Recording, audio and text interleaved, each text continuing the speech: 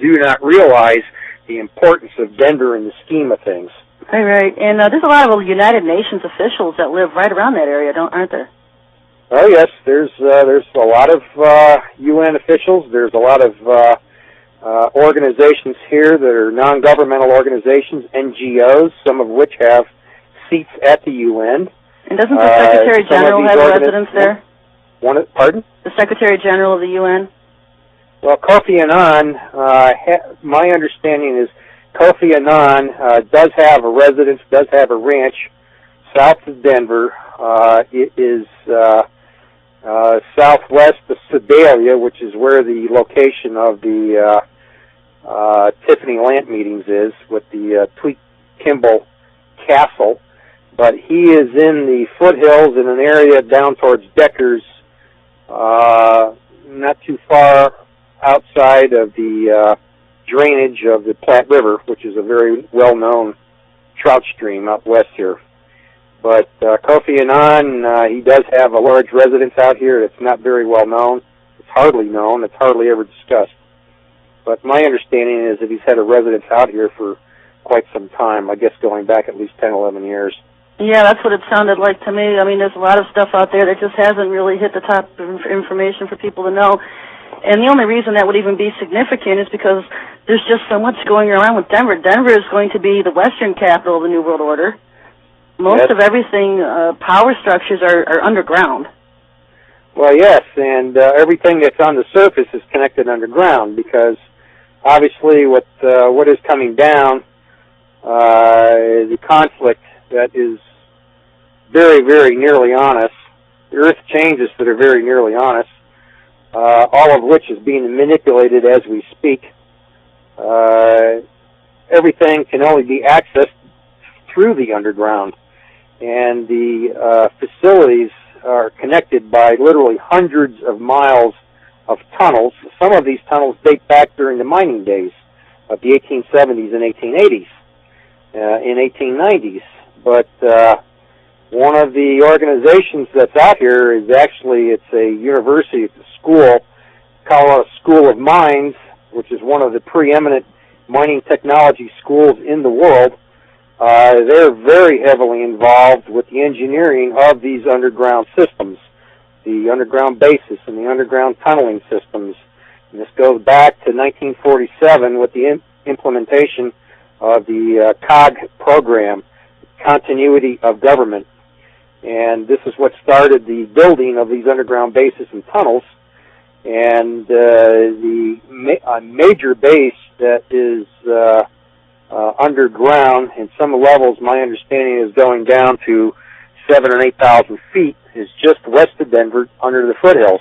Right, we're not talking just little bunkers underground. We're talking huge cities. No, we're talking cubic miles of space here. Yeah.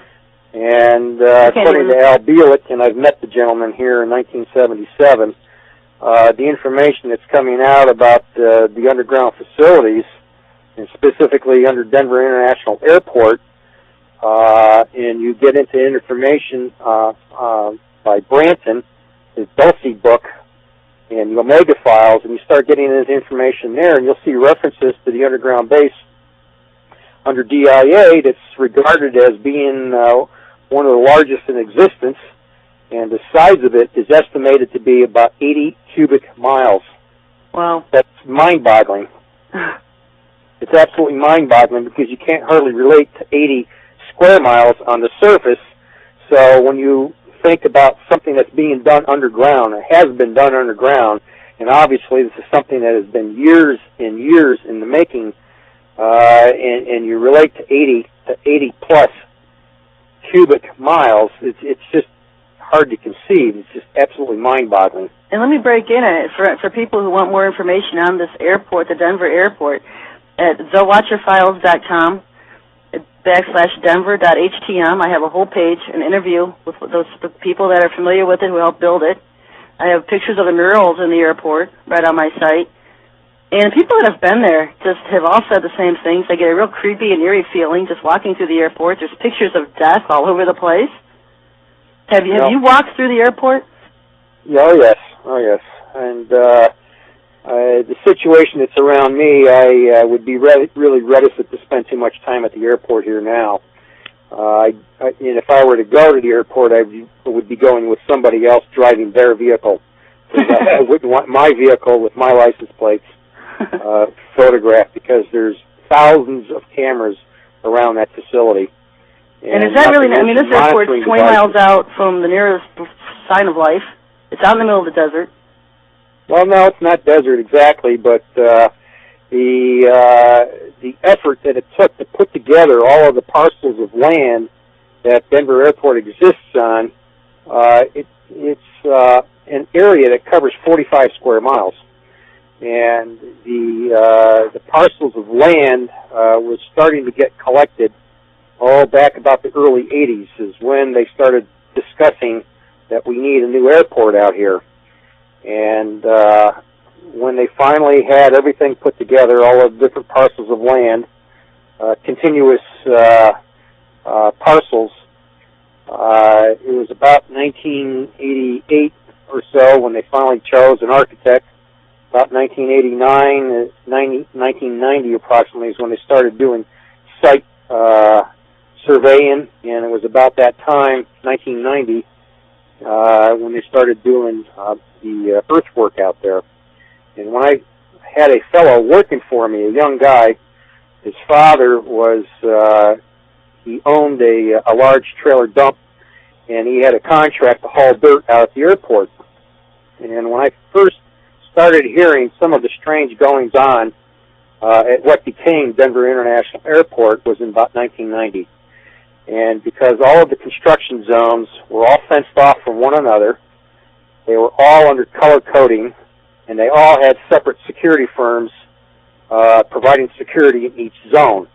And personnel in each zone could not go into any other zones. They were cleared only for particular zones. So the strangeness started right from the time that they turned the first shovelful.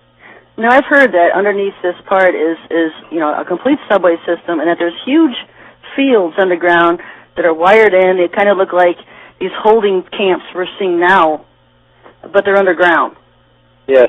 And they can move in thousands of people underground and hold them at the Denver airport underneath the ground, and just process them from there to death camps or wherever they're going to be doing during martial law.